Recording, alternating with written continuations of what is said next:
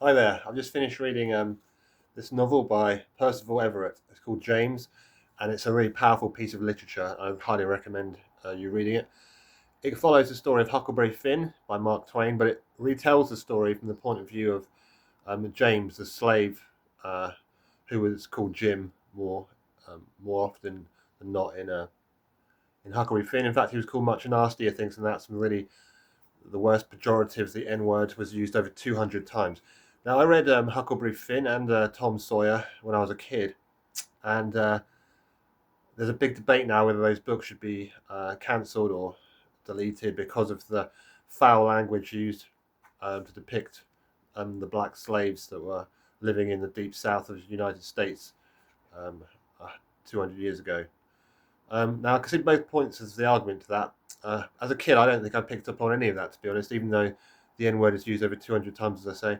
I don't think I remember that at all. I think I was just drawn in by the adventurous spirit of Huckleberry Finn and his friends, and probably the depiction of the nature of the Deep South. It was fascinating. I actually went to Mississippi when I was about 23 to see all those the nature that was described by Mark Twain. I travelled on the Greyhound bus, and I think that novel might have inspired that trip subconsciously.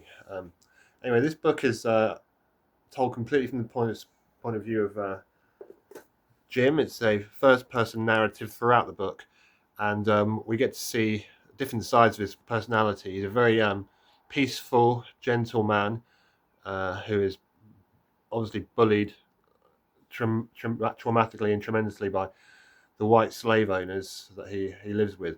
He has a wife and a child at the start of the book, and unfortunately they are separated. Now, the story follows along from Huckleberry Finn. However, Huckleberry and Jim get separated for a good third of the book, I guess about halfway through. The book starts off retelling the kind of pranks that Huck is playing on Jim, um, but we get to see that Jim is actually in on those jokes and is just going along with things. It's a fascinating dichotomy they have when Jim is talking to a white person. He will talk in a southern accent, very strong southern accent with colloquial language, and but when he's talking to other slaves, he speaks in a more uh, Western way. I guess like the slave owners themselves, much more educated, a much greater vocabulary. He does not, and but anytime anyone's in earshot that he has to be suspicious of, such as a white person, he reverts back to basic language and the colloquial language of what the white people expect to hear from him. He's actually well read throughout the book. He is trying to get hold of novels. One of them gets wet and he carries it around, having to dry it off for a lot of time. He's well educated. He talks about Western philosophers and their opinions on slavery. It makes us think that if he wasn't a slave, he would have been a fine academic, perhaps a philosopher or a writer himself. He also has a pencil that was stolen from one of the slave owners, and one of his friends, another slave, was killed for having that pencil, taking that pencil, and how he has possession of that pencil. And it's a powerful reminder of his ambitions to educate himself and write. Um, the whole book is quite shocking in places, really. I don't think I've ever read anything that puts you quite in the position of a slave to that extent. The author's obviously put himself into that mindset, and we can see the gentleness of Jim as the story goes on. His rage just grows and grows as he sees the awful treatment of some of his fellow slaves. I have to say, I was kind of daydreaming through the first 100 pages, but once I got into it, it was genuinely gripping, and I pretty much read the next 200 pages in one sitting. There's a lot of themes in the book of education and fairness and equality, and makes you think if the equality that we think we have today is really as great as we like to pretend it is. Um, some of the brutal whippings that the white slave owners give are painfully recounted through the eyes of Jim, and either he's receiving them or he's watching somebody else receive them. There are some stereotypical characters in the novel. Obviously, James is not stereotypical at all. We see that he's got so much depth to him. But the white slave owners themselves, almost as a commentary on how Huckleberry Finn, the original, used stereotypes of black people.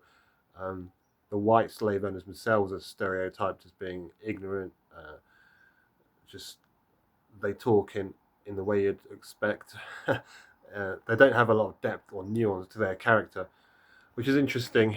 And doesn't give us any sympathy whatsoever for those characters, and which is probably the best thing, because their actions are appalling. So because Huck is being threatened by his father and beaten by his father, he runs away from home along the Mississippi, and Jim goes with him, separated from his family.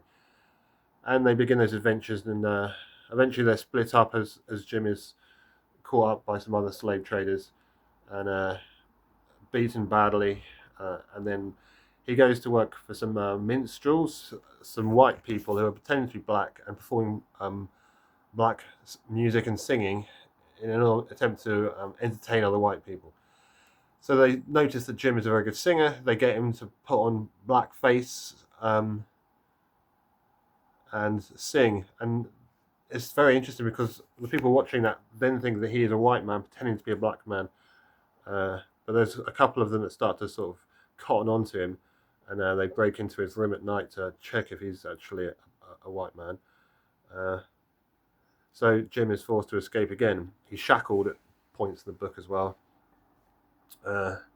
He gets caught again, and he has to witness the abuse of female slaves, which causes him to become filled with rage. He imagines similar things happening to his wife and daughter. We also find out that Huckleberry Finn is actually Jim's son, which I did not see coming. Obviously, the father that was abusing Huckleberry Finn, he died in the book, earlier on in the book, and Jim admits to Huckleberry that he's his father, and that causes Huckleberry Finn to question his future and his identity. Is he now going to be a slave himself if people find out about this, or can he carry on living his normal life? He has a great deal of affection for Jim throughout the book, but they do say it's not a love, it's an affection. Anyway, towards the end of the book, it becomes more of a revenge story. There's a guy called an overlooker, that deals with the transactions between slaves, and Jim takes revenge on that guy, strangling him.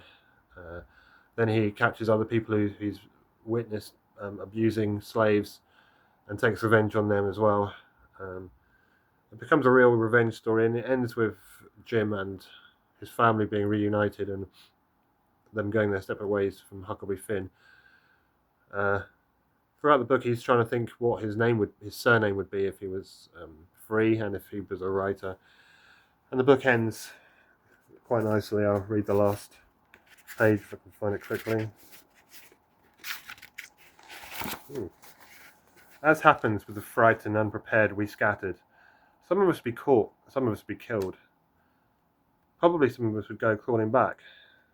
Sadie, Lizzie and I made it north to a town we were told was in Iowa. Morris and Buck remained with us. The white people didn't seem happy to see us, but there was a war on. It had something to do with us. The local sheriff met us in the street and regarded us suspiciously. Runaways, he asked. We are, I said. Any of you named Jim? I can't read that because it's got the N word in. I pointed to each of us, Sadie, Lizzie, Morris, Buck. And who are you? I am James. James what? Just James. Yeah, this is a very powerful book. It was only written in 2024. You should definitely check it out. Really makes you think and empathise with minorities.